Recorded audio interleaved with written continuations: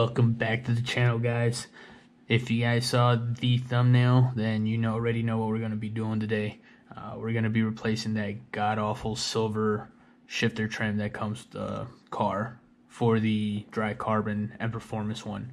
But before we go on with the install, go ahead, hit that subscribe button, hit the bell for notifications, and like the video. So the packaging itself comes pretty well packaged from BMW, and you're going to get the shifter bezel. It's wrapped in Alcantara. Feels really nice, very high quality. And the silver portion that you usually would see is wrapped in some dry carbon, which I don't know if you guys can see here. It is really nice.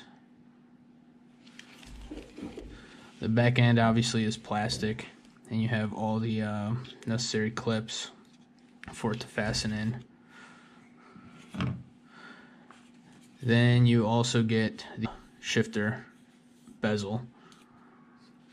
The back end is plastic, but it is also wrapped in that same dry carbon that you have on the dashboard and the center console. You get a replacement M Performance shifter faceplate.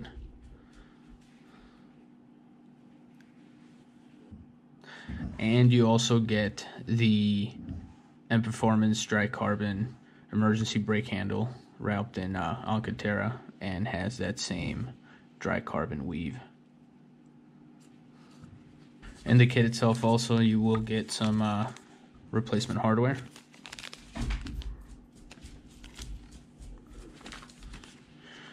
And a replacement zip tie for the emergency brake. But without further ado, let's go ahead and get this installed. Now that we're in the car, we're going to remove this silver bezel off of here, the shifter bezel. To do so, you can go either from the top portion or from the bottom. I see more of a gap from the bottom, so that's where I'm going to be going in from with a pry tool. I'm also going to be using some painter's tape to protect the actual trim pieces, because we don't want to scratch it and damage our center console from using the pry tool. Let's use our pry tool to get in here and pull this up. Now you're going to see that you have your button for the DCT. That's going to have to be pulled out and added into here. You're going to see a little box right there. You need to push in there with a small pick tool, or if you have really thin tweezers, you'll push in there to unplug the button.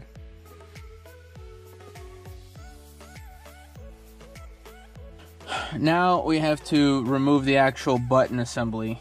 To remove the button assembly, we're going to use a T10 to remove these screws.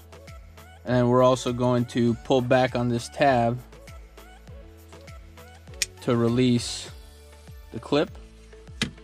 Be careful to not strip the wires doing this, but pull them out of their cradles right here.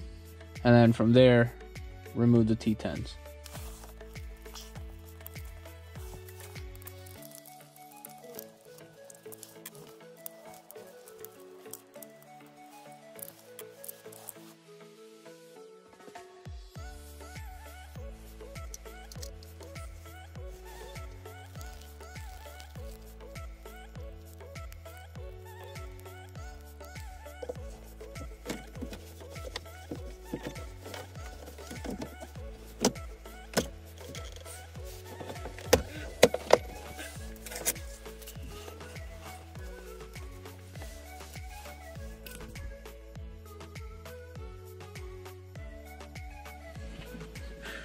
Now we're going to work on removing this portion of the shifter. First, we have to remove the faceplate, and then from there will be a T8 screw in the middle that we'll have to unscrew to release this portion. So to do so, let's once again protect the trim, and we're going to use a pick tool to get in between here and pull up. It is held on by double-sided sticky tape, so it should come right up.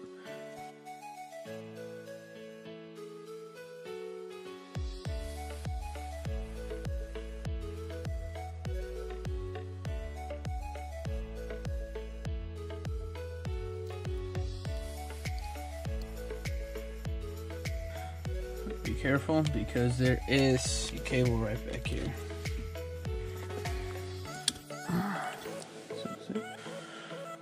To remove this portion, you will have to wiggle it a little bit and work it out. Be patient.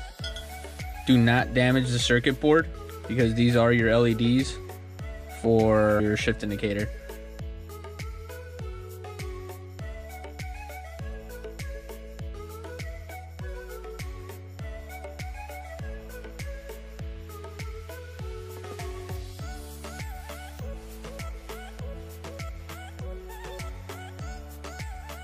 If at any point you end up stripping any of the screws, the kit does come with replacements.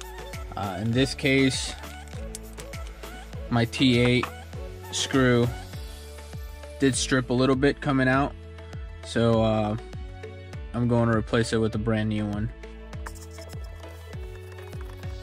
Before installing the new faceplate, make sure this has been plugged in correctly.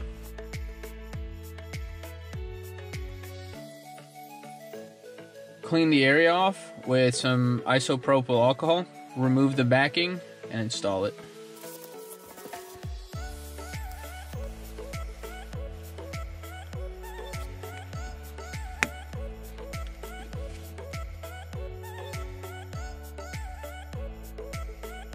So now that we have actually done this portion already, we are left with the e-brake to address. To get into this portion, we're going to have to dislodge the boot, and then we're going to pry or pull on this with a little bit of force to release it from it being held in. As you can look at this one, right, you can see that there is no heat needed. There's no really anything sticky in there that's holding it in. It's wedged in, so you're gonna have to give it a little bit of persuasion to come out. To release the boot, you're going to have to squeeze on the sides. And as you squeeze,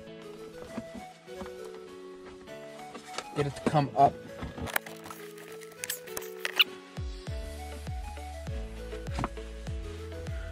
From here you have the zip tie that with a pair of angle cutters you can cut right off. Careful not to cut the material.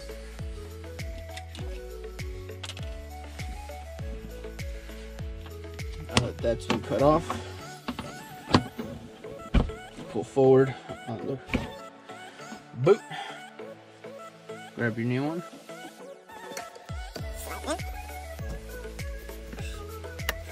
You will hear it click in. Once you have installed the handle, make sure that your stitching is lined up the way you want it. Bring your boot back over. Grab your zip tie.